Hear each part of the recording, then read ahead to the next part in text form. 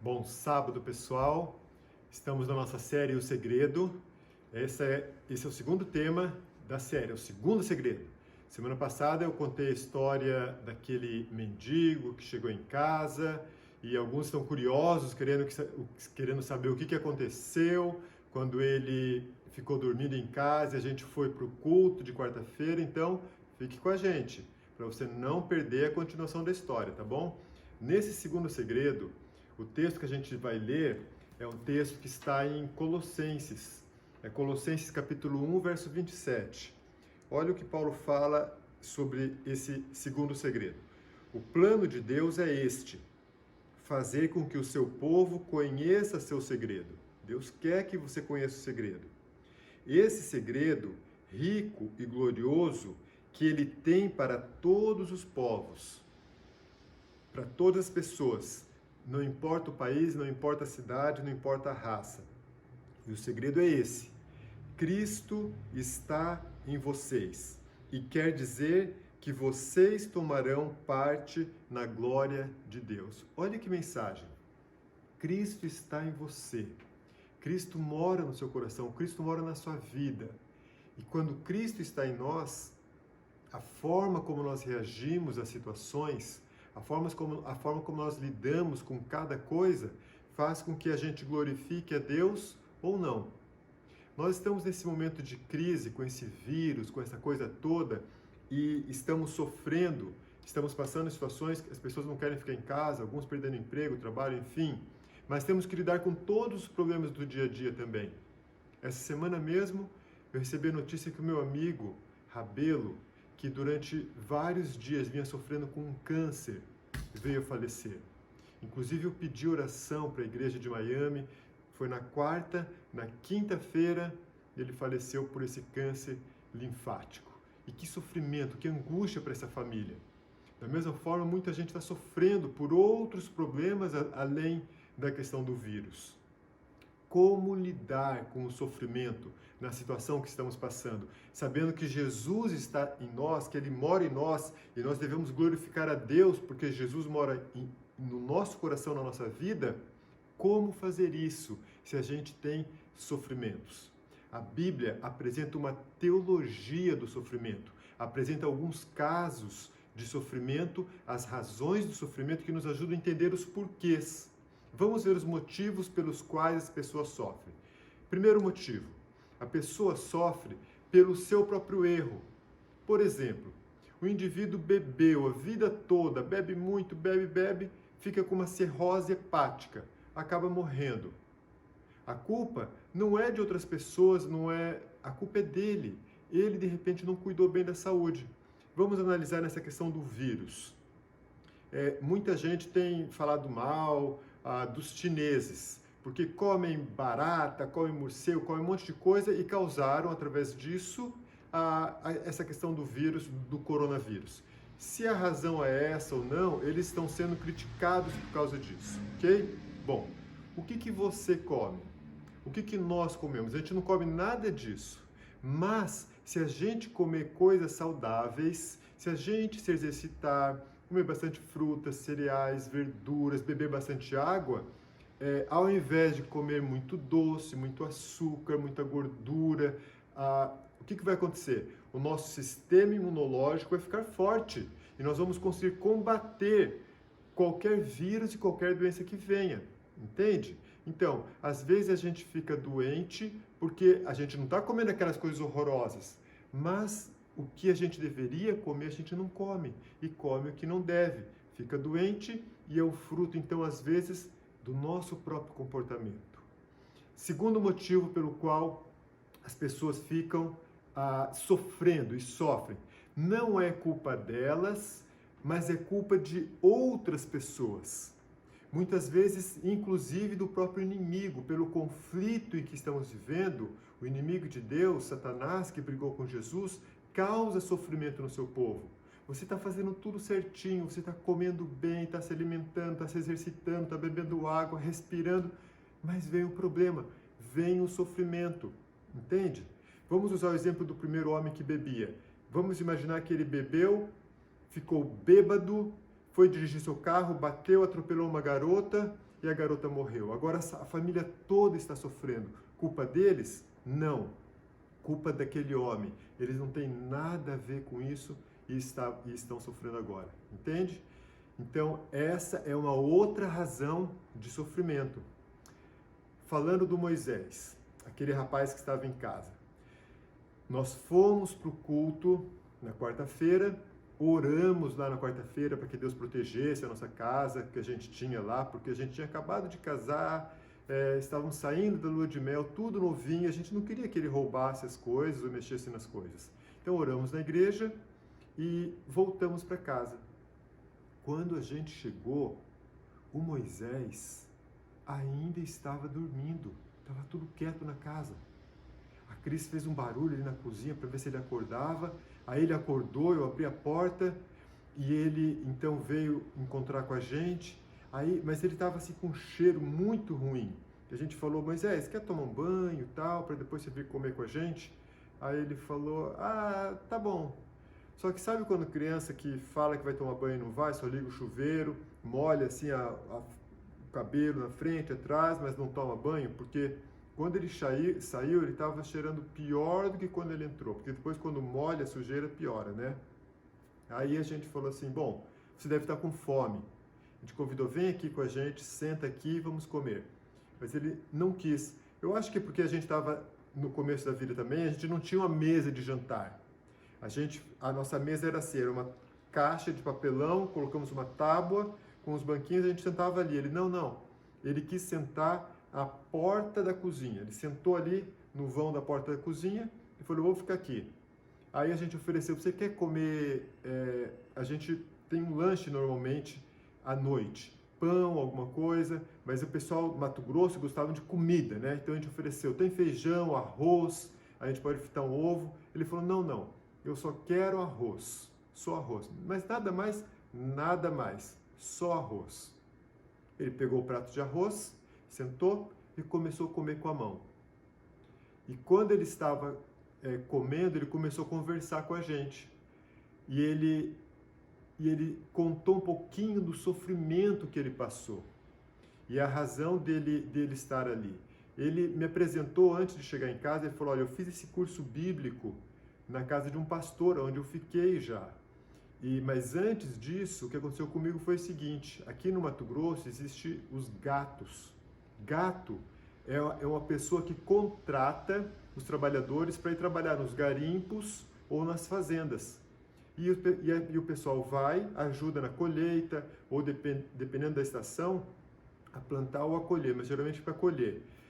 Depois que termina a colheita, eles fazem um pagamento e as pessoas voltam para casa. Então, o Moisés foi contratado por um gato, trabalhou e na hora de pagar, eles não pagaram os trabalhadores. Mandaram embora, roubaram os trabalhadores, pegaram os documentos, carteira, e agora ele estava lá sofrendo, doente e sem recursos. Essa foi a história que ele contou pra gente. Então tem gente que sofre e não é por causa de alguma coisa que ele fez.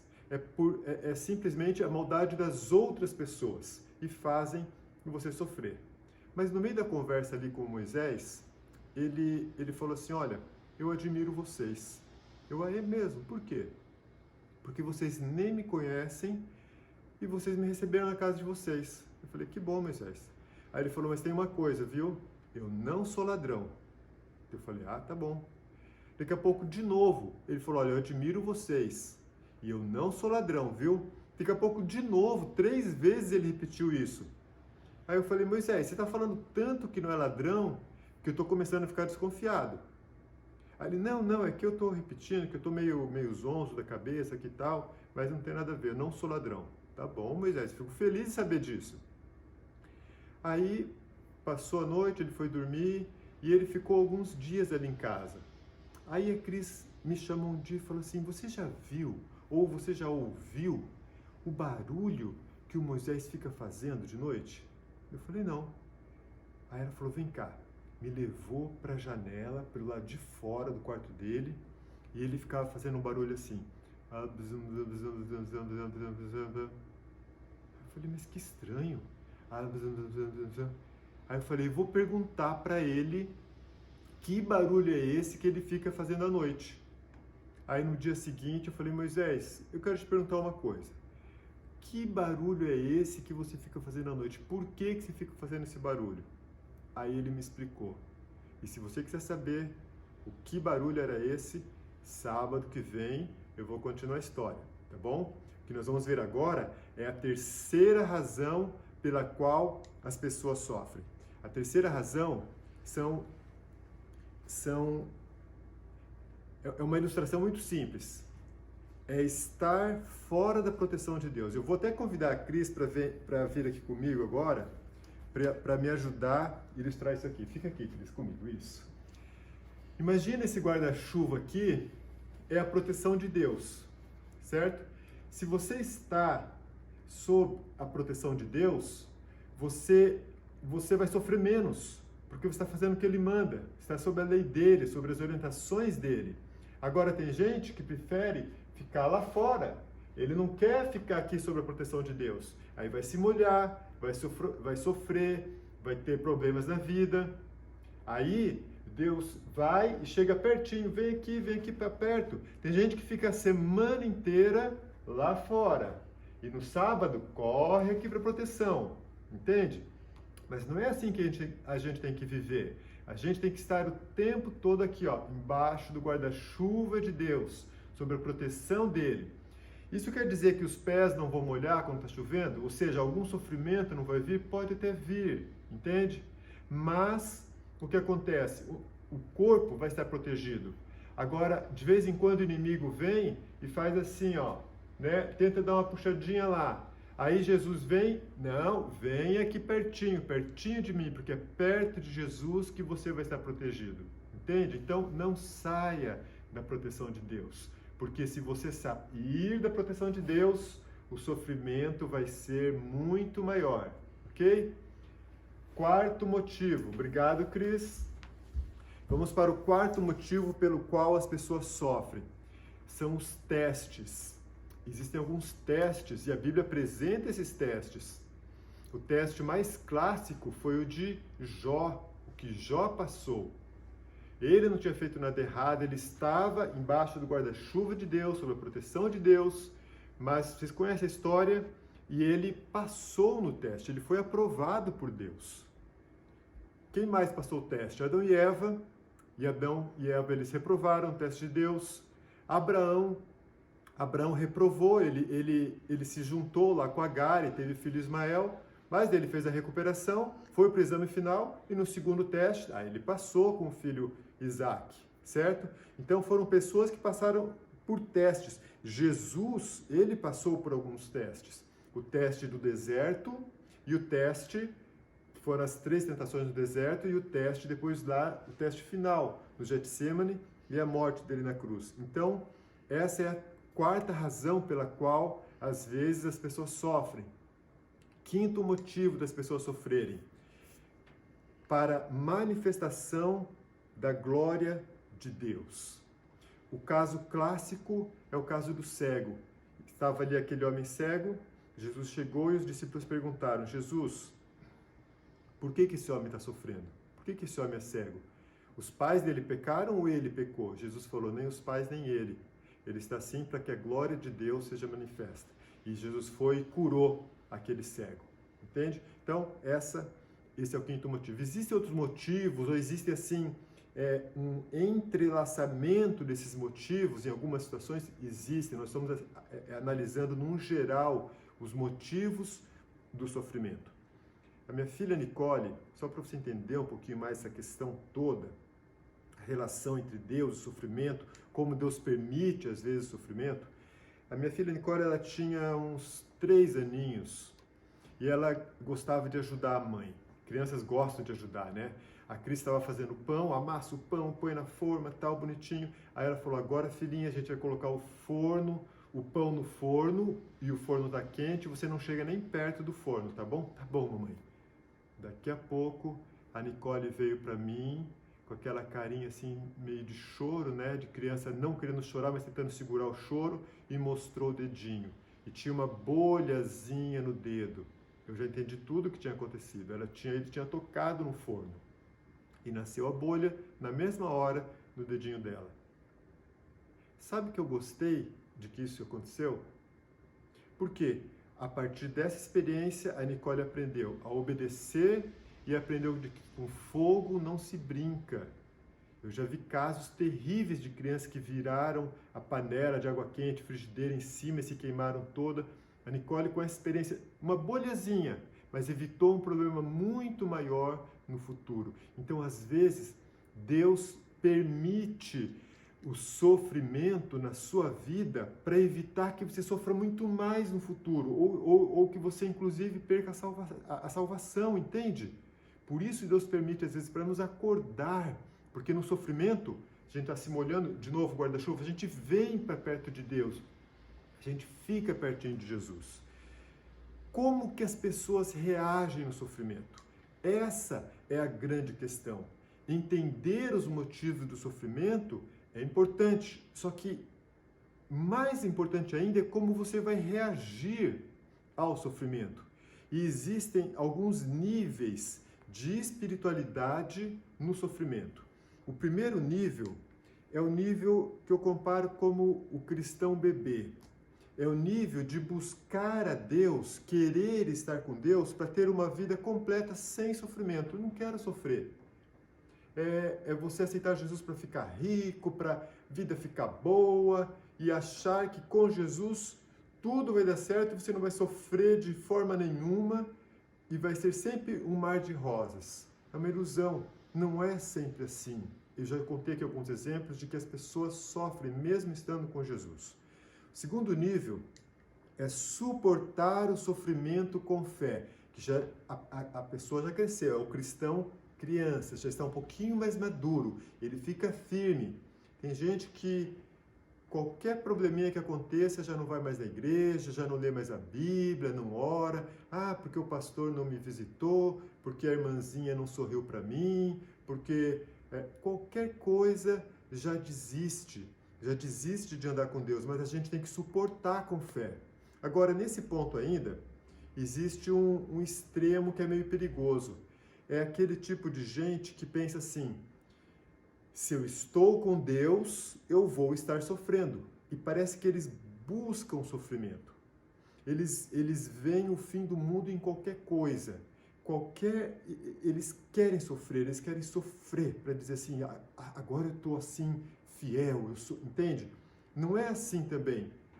A questão do sofrimento, inclusive a questão dos testes, nós vamos perceber que se você fica firme, chega uma hora que você vence a tentação, você vence o sofrimento e vem um momento de paz, de alegria, de amor e de satisfação, ok?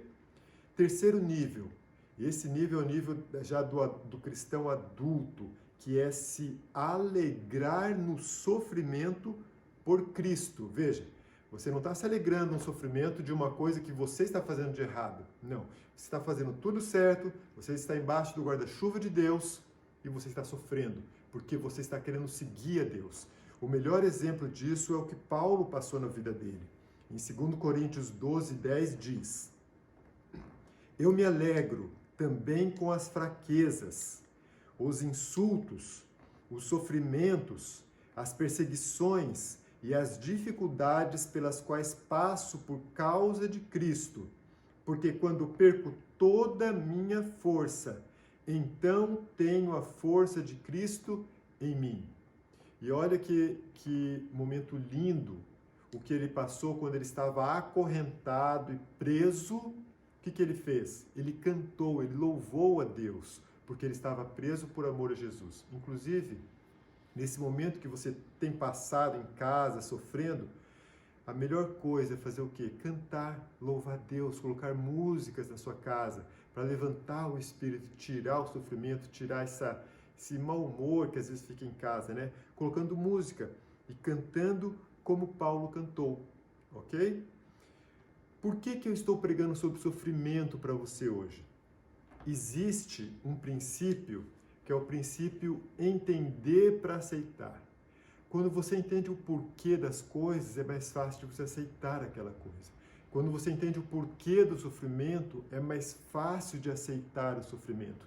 E hoje talvez você esteja entendendo um pouquinho melhor do porquê, as razões do sofrimento.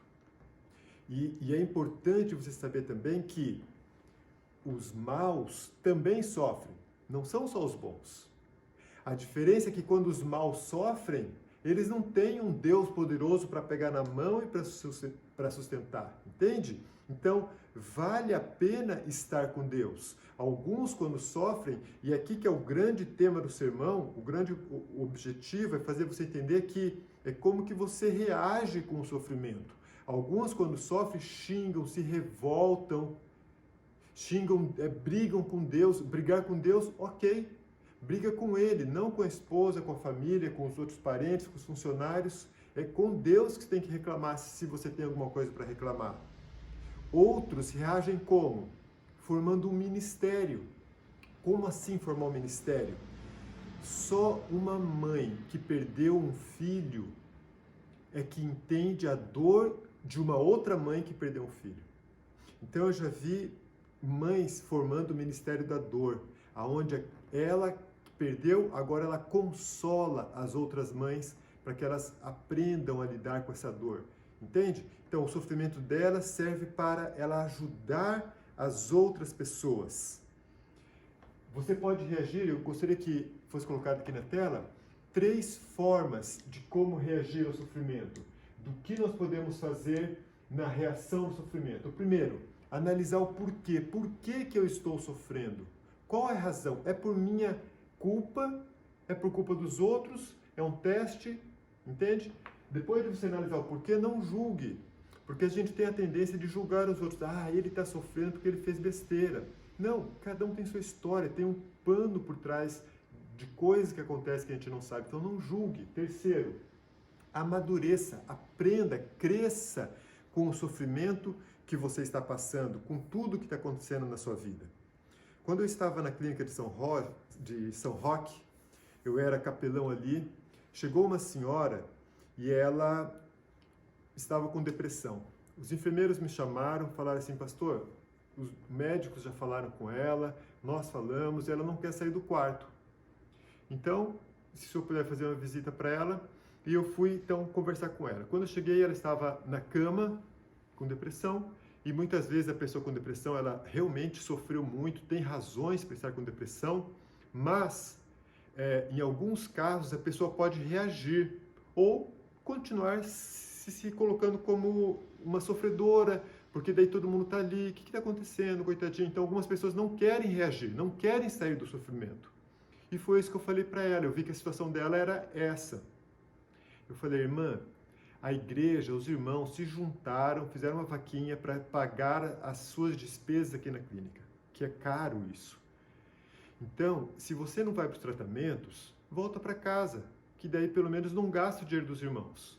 Agora, se a senhora quer ficar aqui e quer sair desse sofrimento, levanta da cama e vai para os tratamentos, que esse seu sofrimento vai passar. E eu fiz uma oração com ela e saí. Daqui a pouco as enfermeiras me chamaram, olha lá, pastor, olha aquela senhora. Ela vestida com o roupão dela, indo para os tratamentos. E depois de alguns dias ela já estava melhor, já estava sorrindo, porque ela fez a parte dela e a recuperação começou a acontecer na vida dela. Então é isso, é lidar, encarar o sofrimento e buscar uma solução junto com Deus. E o que eu vou contar agora para vocês é como que Jesus lidou com o sofrimento, que talvez vai te ajudar a entender todo esse processo. Era uma quinta-feira à noite. Quinta-noite, e a lua estava cheia, Jesus estava saindo da Santa Ceia e ele começou a cambalear. 2 vezes ele quase caiu, os discípulos seguraram Jesus. Ele falou assim, a minha alma está tão triste que eu estou quase morrendo de tanta tristeza. Ele estava sentindo o peso da separação de Deus e o peso do pecado de toda a humanidade. O que ele fez? Ele fez o que ele fazia sempre, todas as noites, foi orar, falar com o Pai no jardim do Getsemane. pediu para os discípulos ficarem ali enquanto ele ia mais para frente para orar. Quando ele estava orando, a força dele já tinha sumido. Ele se arrastava. Ele tinha medo que o seu corpo não suportasse. Ele começou a suar sangue. E ele voltou aos discípulos e disse: discípulos, orem, mas eles estavam dormindo. Orem por vocês e por mim. E ele voltou para continuar a sua oração. A primeira oração que ele fez foi: Pai, se possível, passa de mim esse cálice. Mas não se faça como a minha vontade, mas seja feita a sua vontade. E ele foi falar com os discípulos. Quando ele voltou, a oração dele mudou. A oração dele foi a seguinte: Pai, tudo bem, se não tem como passar o cálice, então eu vou beber o cálice. Que a sua vontade seja feita, eu vou beber. Nesse momento, algo aconteceu, mudou a história do planeta, mudou a história do próprio Jesus ali. Todo o céu, todos os anjos estavam olhando para o seu comandante e querendo ir e ajudar a Jesus, o seu comandante. Todos os planetas estavam observando para ver como que ia acabar essa história. A grande tentação de Jesus ali eram 3 tentações. Primeira, será que eu vou beber o cálice ou não? Vou morrer ou não? A tentação de não morrer. Segundo, a tentação de usar a sua divindade para resolver aquele problema. E a terceira tentação é não querer ficar afastado do Pai, porque ele estava se sentindo afastado do Pai. A hora que ele falou: eu vou beber, eu vou fazer a vontade de Deus, eu tenho que morrer, e ele decidiu morrer, aceitou a morte, Deus lá do céu falou: agora sim, Gabriel que tomou o lugar de Lúcifer lá no céu, Gabriel, desça e vai consolar Jesus. E Gabriel veio voando. Quando Gabriel chegou, aquela luz iluminou onde Jesus estava, os discípulos acordaram e eles viram Gabriel pegando a cabeça de Jesus, levantando a cabeça de Jesus e confortando Jesus. E dizendo assim: Jesus, se você não morrer, lá no céu, os homens que daqui já foram para o céu, Moisés, Enoque, Elias, os que estão no céu vão ter que descer. Se você não morrer, os que estão aqui na terra não vão poder subir. Então, beba o cálice, cumpra o que tem que ser cumprido. E aquilo fortaleceu Jesus, e ele se levantou animado agora e foi acordar os discípulos pela 3ª vez, só que agora rosto manchado de sangue, só que com brilho da divindade no seu rosto. A hora que ele acordou os discípulos agora pela 3ª vez, ele percebeu que a multidão estava vindo. E a multidão vem chegando, procurando Jesus o Nazareno. E Jesus perguntou: quem vocês estão procurando? Jesus o Nazareno. E Jesus disse: eu sou Jesus o Nazareno. Nesse momento que ele fala isso, o anjo Gabriel, que agora é minha imaginação, tá? Ele já tinha que ter ido para o céu, mas em vez de ir para o céu, o que ele fez? Ele ficou ali. Os anjos, às vezes, na minha opinião, têm um pouco de senso de humor e alguma coisa assim, porque o que o anjo fez? A hora que Jesus disse: eu sou, a multidão veio querer pegar Jesus, mas daí o anjo se colocou entre Jesus e a multidão. E o anjo iluminou aquela área. E todo mundo caiu para trás como se estivessem mortos pela glória do anjo. Aí o anjo pegou e virou e foi embora. E eu imagino o anjo dizendo, tipo assim: toma, vai mexer com quem está quieto. Eu não sei o que o anjo fez, mas pegou e foi embora. Aí todo mundo caído no chão, Judas se levanta e vem para beijar Jesus. Beija Jesus e abraça Jesus, e Jesus faz o último apelo para Judas, para que ele se arrependa, mas o coração dele estava muito duro já. Judas não quis se arrepender. E naquele momento, as pessoas olham que Judas consegue tocar Jesus e nada está acontecendo, então eles pensam: então vamos lá. Aí eles vão para prender Jesus. E eles amarram as mãos de Jesus. Nesse momento, Pedro pega a sua espada e vai cortar a orelha de Malco. Então olha aqui. Aqui é um momento crucial para você entender como que Jesus reagiu ao sofrimento e como que nós reagimos muitas vezes, que foi o jeito que Pedro reagiu. Jesus foi ao Pai, orou, aceitou o sofrimento. Pedro quis violência, quis resolver o problema com suas próprias mãos. Era para Pedro ter resolvido o sofrimento dele como? Orando. Mas o que ele fez? Ele quis resolver o sofrimento dele brigando, lutando pelos seus direitos. Ele ficou dormindo na hora que era para orar. E agora que não era para fazer nada, que era pra continuar quieto, ele resolveu agir e fazer alguma coisa. Entende? Entende como que nós reagimos e como que Jesus reage? Colocando a vida nas mãos de Deus. Não quer dizer que você vai ficar de braços cruzados sem fazer nada. Você faz a sua parte, mas chega um momento em todo o processo é com Deus, é com Jesus, é em oração, porque o segredo de Paulo, Jesus está em nós. E aí que acontece uma coisa fantástica. Pedro vai, corta a orelha de Malco e Jesus, que estava com as mãos amarradas, o que ele faz? Ele simplesmente solta as mãos. Jesus, o super-herói. Sabe aqueles filmes de super-herói que o super-herói às vezes deixa que o pessoal faça alguma coisa? Jesus é o grande super-herói. Ele solta as mãos, pega a orelha de Malco, cola a orelha de Malco no lugar, como dizendo assim para Pedro, Pedro, não é por força, não é por violência, não é com espada. Lembra que eu sempre preguei para você de amor, de bondade, de oração? É assim, Pedro, é assim que se resolve as coisas. Cola a orelha no lugar e dá de novo as mãos para serem amarradas. Esse é o nosso Jesus, esse é o verdadeiro super-herói. É o homem que soube lidar com o sofrimento e ele lidou com o sofrimento aceitando, confiando, porque ele sabe, agora as cortinas do céu estavam abertas. Ele sabe que tem um Deus todo-poderoso lá no céu que manda anjos para cuidar, que manda anjos para fazer o que for necessário para proteger o seu povo. E Jesus diz assim aí em João 16:33, no mundo vocês vão sofrer, mas tenham coragem, pois eu venci o mundo. Jesus venceu o mundo, Ele está em você, Ele está em mim, Ele está na nossa igreja, Ele está no nosso meio. E Ele vai dar a vitória para você. Ele vai te ajudar no teu sofrimento, no que quer que você esteja passando. Simplesmente confie nesse nosso Jesus super poderoso, nosso Deus, o nosso Salvador. Amém. Vamos orar? Bondoso Pai, confiamos em Ti. O Senhor sabe se tem alguém sofrendo em casa agora, lá em Miami, no Brasil, em qualquer parte desse mundo, alguém assistindo essa mensagem agora, Senhor. Mas assim como Jesus suportou e venceu, assim como Paulo se alegrava nos sofrimentos, ajuda-nos, Senhor, também a termos fé em Jesus, a confiarmos que o Senhor está cuidando de cada um de nós. E no final de todas as coisas, vamos olhar para trás e vamos ver a manifestação poderosa do nosso Deus cuidando de cada um. Abençoa-nos, Senhor, dá-nos forças. É o que te pedimos em nome de Jesus. Amém. Que Deus te abençoe. Fique em paz e sábado que vem continuamos com o nosso terceiro segredo.